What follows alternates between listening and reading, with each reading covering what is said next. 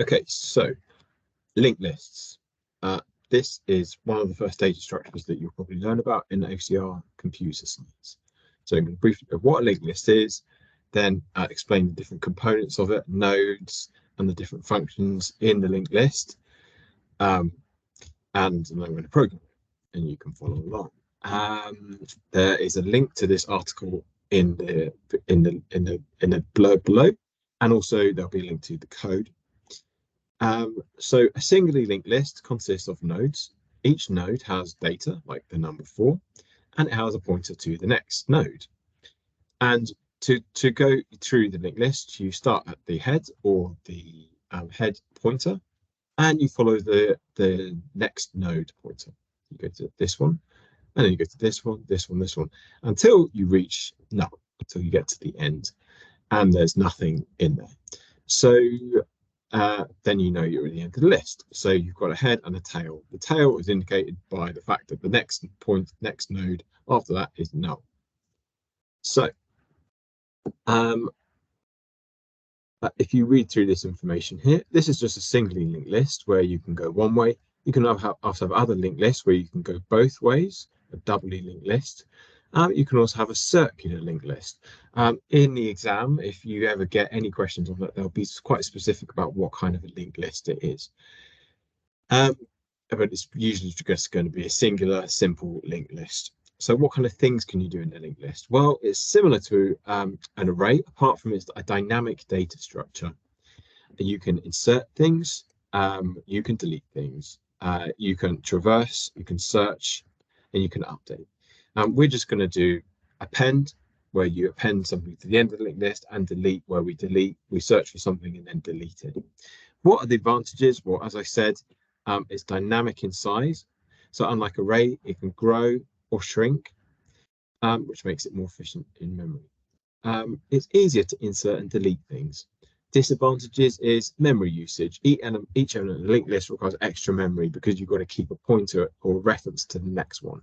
And it's object orientated. So there's a lot of things and overhead that needs to be held in memory, but it's not too bad. Also, probably one of the worst things is sequential access. You can't jump directly to an item. You have to go through every item in the linked list until you find it and delete it or whatever you want to do.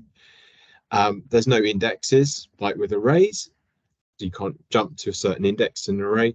You have to go through each element if you want to search for something and remove it. Applications of them, well, they're often used inside of other data structures, say in a hashing algorithm. One of the problems you have in hashing algorithms is that the hashing algorithm basically stores things into memory. Sometimes that place in memory is overtaken, and so you need an overflow table, and for that you use a linked list when you haven't got enough space at that point. So have a read through this and then try and complete the differences between arrays and linked lists. And also have a look at these past paper questions at the end. I'll probably do another video on them.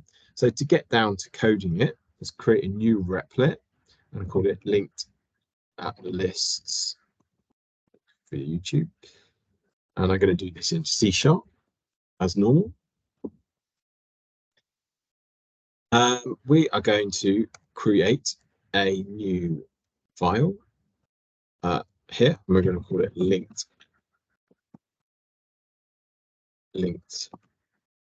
list CS.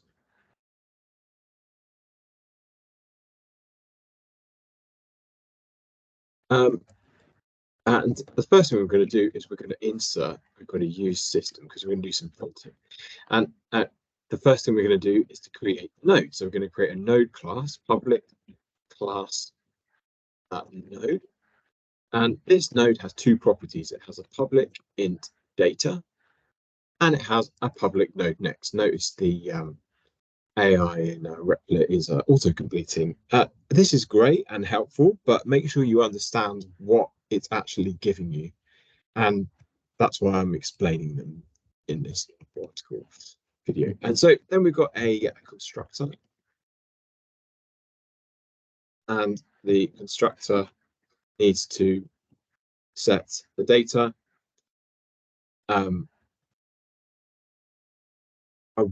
We you could set the next pointer to null, but we're going to do that anyway in the linked list. So yeah, this is basically a node, and every time you want to add something to your linked list, you need to create a new node, and then you need to find the position to insert it. And to visually represent this, these are nodes. The data is 4, and it has a next pointer. Right, so that is the setup we need for that. Public class linked list is the next thing we're going to create, and this is the main class that is going to create nodes and add things and remove things. Now we can have two bits of information. We can have a head pointer, which will point to the beginning of the list, and we can also have a free list pointer, and that will point to the end of the list. And if you use a free list pointer, it actually makes it simpler to, you could potentially make it simpler for you to append things on the end of it, because you know where the next available space is, so you haven't got to search through the array. But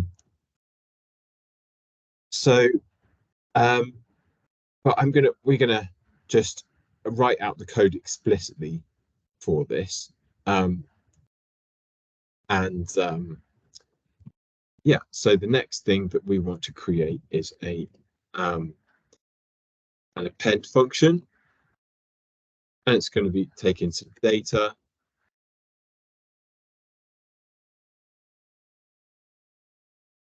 and what we want to do now, we want to create a new node with that data item, and then we want to check whether or not the linked list is empty, because, and I'm just going to copy and paste this code in there because it's faster.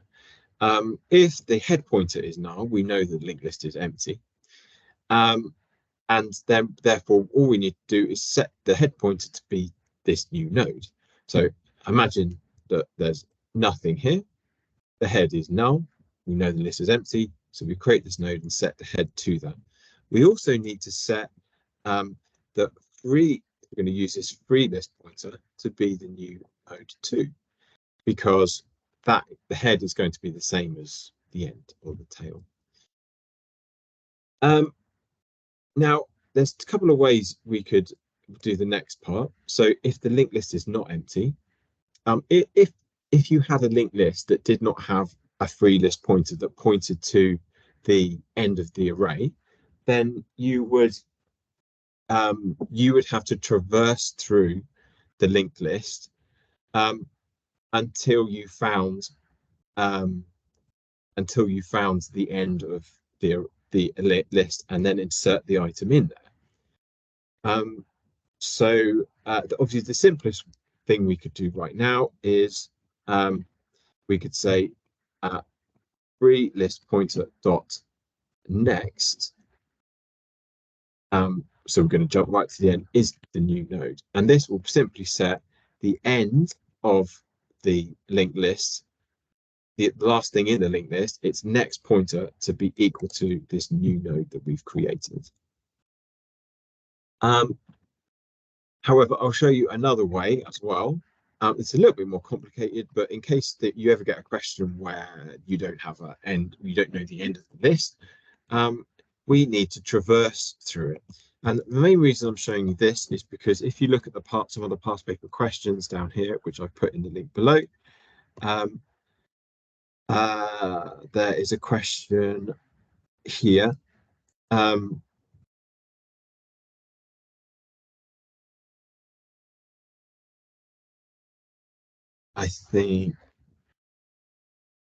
think this one here.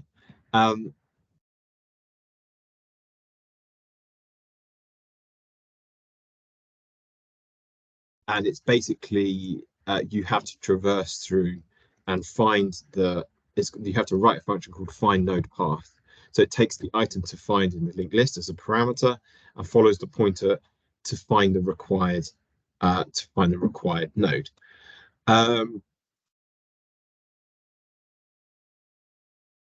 So let's right, let's imagine we don't have this free list pointer and we're going to traverse through until we find something, the end of the array. And then you'll get an idea of how you could also write a find function. So we're going to create a new node called current, and we're going to use this as a temp variable to store the head pointer in. And then what we want to do is we want to do a while loop that's going to loop through our linked list and look at the current.next pointer and see if it's null. See if it's not equal to null. If it's not equal to null, then we know we're not at the end of the list, and we have to go and get the next node from it and store it in our temporary current variable. And we keep doing that until current.next is equal to null. And when it is equal to null, we know we've got to the end of the list. So I'll write some notes there. When the current.next is null, we can set the next, we can set not the next, we know we are at the end of the linked list and can set the next node to the new node. And that's exactly what we do. We say current.next equals new node. So yeah, this is how you traverse through a linked list looking for the end of it, and then set the end of it to be this new node we've created. And that's a useful piece of code in case they ask you to write pseudocode or something in exam. And I have seen that question, and I will add it to that article. So that's adding a node. What about deleting a value? If we wanted to delete a value, we go up to this simple example. So we want to delete the 6. All we have to do is we have to update this node's next pointer to skip 6 and go to 8.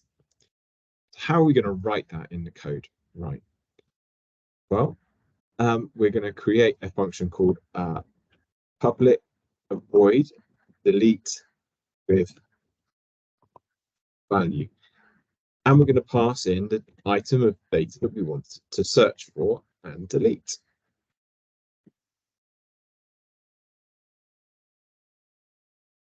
So the first thing we need to do is we need to check if the head is null. If it is, then the linked list is empty and we just return, right? We don't need to search. So if head pointer was null, then we just return.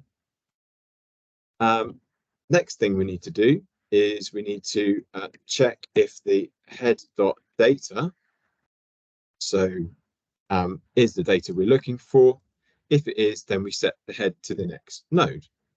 So we want to save ourselves some search time. Imagine it was a very long list and we've already found the thing that we're looking for. It's at the head, then we don't need to search through. So if head pointer dot data equals data, then set the head pointer to be the head pointer dot next. Which basically means, if you think about this,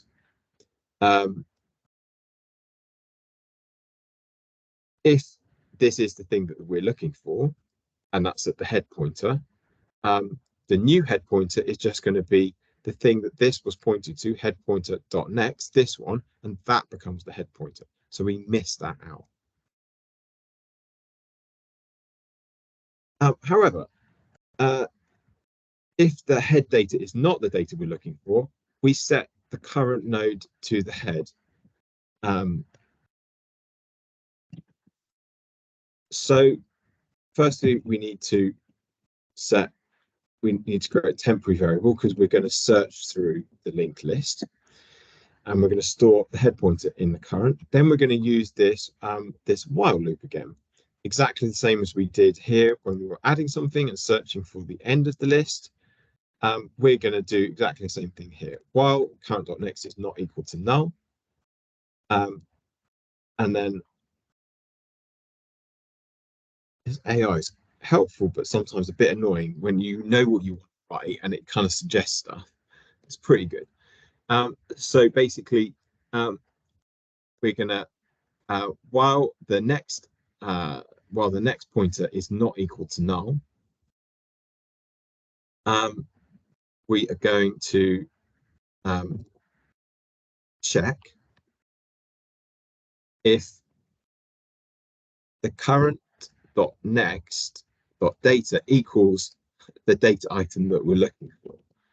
So and then if it does equal that, then we're going to set current dot next equal to current dot next next. So let's just think about what this actually means. And if it doesn't, then we're going to set the current to current dot next. So basically what that means is if we find the item we are looking for,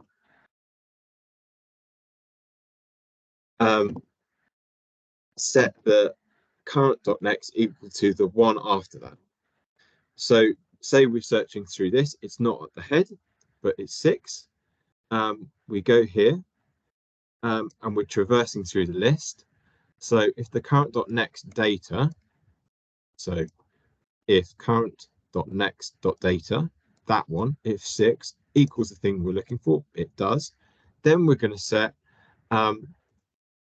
the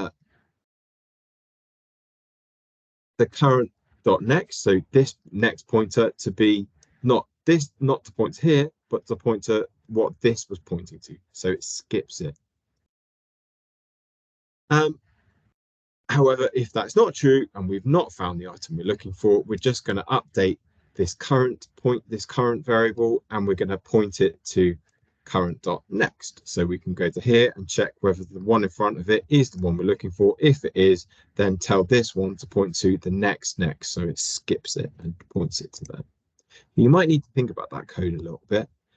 Chat GPT, whatever you need to do, but that is how we can update a linked list and make sure that the thing that we look for the item we want, and then once we found it, we make it the pointer before the thing that we wanted point to the one after it, so it kind of skips it out. Perhaps the last thing we need to do is you could write a search function as well if you like, but let's do a helper function to print this list. So how are we going to print this list? Well, it's similar to traversing it here. We're going to need to create a temporary variable to store the head pointer, and then we're going to check whether that current is null. If it while it is not equal to null, we're just going to simply print out the data item at that that node. So we're going to print out the data item at that node. And then we're going to go and get the next node after it. So we're going to say that we're going to update this current variable with current.next. So we're going to update this one with, so instead of this one being the current one, we're going to say current.next. This one is the current one. And then we're going to print that data out. And then we're going to update current to be current.next, which is this one, print that data item out, and so on. And this will allow us to print our linked list and check in a minute whether or not this has got all the items in that we added. So that is basically everything. This is a node. This is the linked list. We've got a head pointer and a free list pointer. Free list pointer points to the end. How do you append? Is this function. There was a simpler way of appending by using the free list pointer, but also if you didn't have one, I showed you how to traverse through the linked list until you find the end of it. It's pointing to null. If we're going to delete one, we need to search through until we found the item that we wanted. And then if that is the item that we wanted, then we need to make sure that the pointer of the one before it doesn't point to it, but point to the one after it. So how can we use this? Well, if we go back to our program class and we create an instance of linked list, and like this, list equals new linked list. And then we're going to use list and we're going to append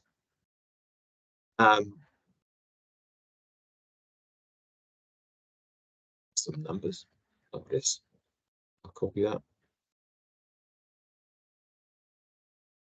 6 through to enough 9. And then I'm going to print this list out. So we're going to go to list.print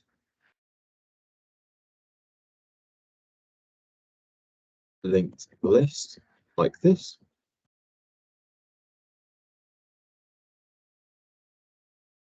Print list, isn't it? And then maybe we can delete one and then print the list out again. Is it, if it's delete? No, delete with value. And then you'll be able to see that once we've appended it, it's got those items in. When we delete 2, it will then remove that, and we can just check that this works. So let's run that. Obviously, you could also print out the head pointer, and you could print out the free list pointer just to check whether they've been updated correctly as well. So obviously, in the many programming languages, linked list is a common data structure that is actually included in a lot of libraries. So you don't necessarily need to program it. You don't. But it's kind of handy to just give it a go and see what happens, and to get a real good understanding of how a linked list is working inside, which will help you in your exam. So yeah, 4629, 4629, and then we remove 2. So we've got instead of printing out 2, it skips straight to 9. So then we've got 4, 6, and 9. So that's what you should have. And the code for this is in the link below and in the article.